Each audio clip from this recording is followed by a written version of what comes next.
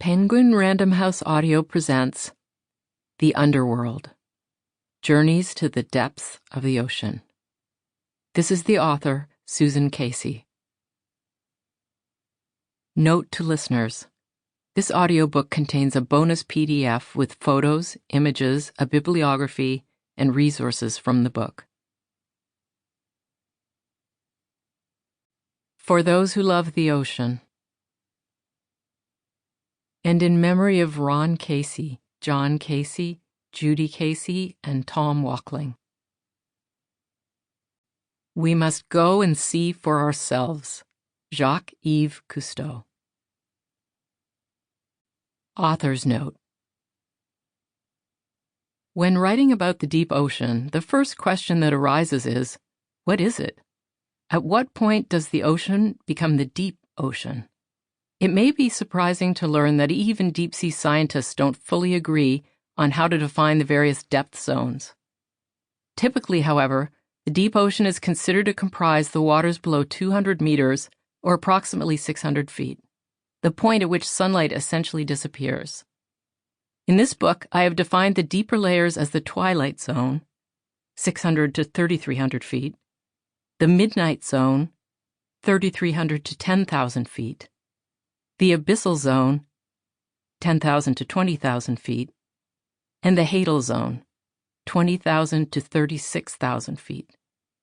These names and measurements are commonly used, although there are other ways to delineate the deep's regions, particularly within its vast midwaters. The abyssal zone is known in short as the abyss, but the word abyss also has a broader meaning as a deep and seemingly bottomless chasm. It's often used when referring generally to the ocean's great depths.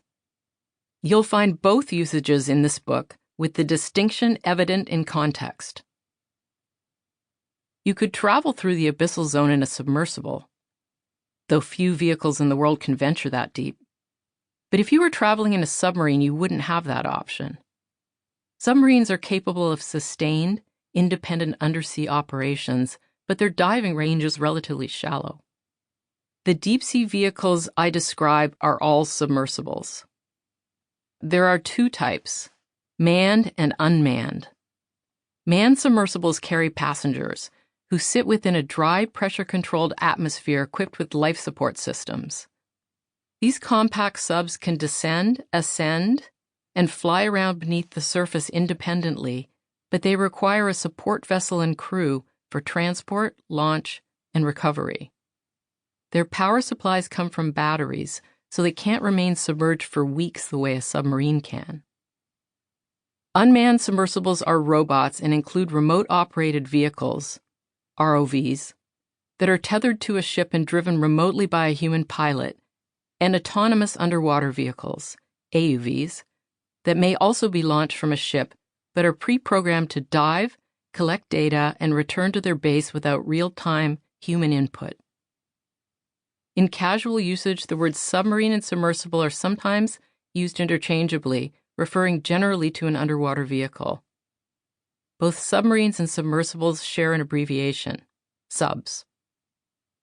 The deep ocean occupies 95% of the ocean's volume, and you'll notice that both terms are singular. The Earth possesses one ocean, though it's traditionally recognized as having 5 major regions: the Pacific, Atlantic, Indian, Arctic, and Southern Oceans. Whenever possible, I refer to the ocean as a single entity. The science of measuring the seabed terrain is known as bathymetry, the submarine version of topography. Bathymetric maps chart the depths and contours of the seafloor in three-dimensional relief, revealing its mountains, valleys, canyons, plains, rifts, trenches, and other undersea features. American and British readers are accustomed to thinking in miles, feet, tons, degrees Fahrenheit, pounds per square inch. Science uses metric measurements. Mariners use nautical miles and fathoms. Here, I'm defaulting to the imperial system of measurement, but when it is helpful for clarity, I've cited metric figures. Metric usage in quotes is verbatim. Prologue. My dear child, how did you come to this land of darkness while still alive? It is hard for the living to get here. Homer, The Odyssey. 18.70 degrees north, 155.17 degrees west. The Pacific Ocean. January 31st, 2021. I stood on the ship's deck in my long underwear and my fireproof jumpsuit, watching a pale silver sunrise and gauging the wind. It was blowing 20 knots, gusting to 30, and it had been blowing this hard all night, churning the ocean into a disorderly mess. What I wanted to know, and had come outside to check, was how disorderly. I could see that the waves were trouble, 10-foot swells galloping from two directions, surging with whitecaps. They'd run halfway across the Pacific, gaining strength along the way. Out here, there was no land to stop them. Bracing myself against a railing, I took out my phone to check the marine forecast. Again. Today, to me, every knot of wind speed and every inch of wave height mattered.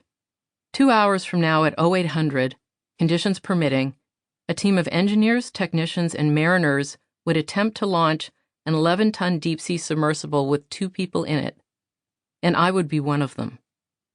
If the launch was successful, the sub would bob at the surface briefly, the pilot would pump seawater into the ballast tanks, and then we would sink beneath the waves and free fall for 2.5 hours, plunging for miles and touching down in a place that human eyes had never seen. That was the plan. But right now, the conditions didn't seem very permissive. In order for the dive to go forward, the weather would have to lie down. If we didn't dive today, it was unclear if I'd get another chance, and I had been waiting for this one my entire life. In all of history, few had ventured as deep as we were going. There was a long list of reasons why, a roster of difficulties and risks, the most obvious being that at the bottom we would encounter 8,000 pounds of pressure per square inch. For oxygen, communications, navigation, shelter, survival, we'd be utterly reliant on the sub. It was a singular machine, the first submersible that could dive repeatedly with a pilot and passenger to full ocean depth, 36,000 feet. So new and innovative that its creators still referred to it as a prototype. To put the deep's engineering challenges into perspective, consider that there are 3 Mars rovers. Well, this sub was one of a kind. But the inaccessibility of the deep, I thought, made it even more alluring. Others wanted to visit Paris, Bora Bora, the Serengeti. I wanted to go into the ocean's abyss. The idea of an unknown aquatic realm, ever present below us, but invisible unless we look for it, an underworld within our world, had always worked a sort of spell on me, an alchemical mix of wonder and fear. It may seem as if those emotions would cancel each other out, but the opposite is true. When you add them together, you get the sublime, which transcends both. The passion caused by the great and sublime in nature is astonishment, wrote the 18th century philosopher Edmund Burke. And astonishment is the state of the soul, in which all its motions are suspended, with some degree of horror. But, he added, it was a sort of delightful horror. The abyss might be terrifying, but you wouldn't notice because you'd be too busy gaping in awe. At least that's how I imagined it, and I wanted to see if I was right. To tell you the story of how I landed on this ship, ready to climb into the world's most extreme submersible, I have to go back to the beginning. My obsession with the deep started early. In childhood, I had a recurring dream in which I floated on a moonlit sea in a small boat, while below me big fish circled ominously, or swept by like phantoms. The dream was haunting, but I never thought of it as a nightmare. Beneath the one-way mirror of the surface, anything might be lurking. But even if it scared me, I was determined to check it out.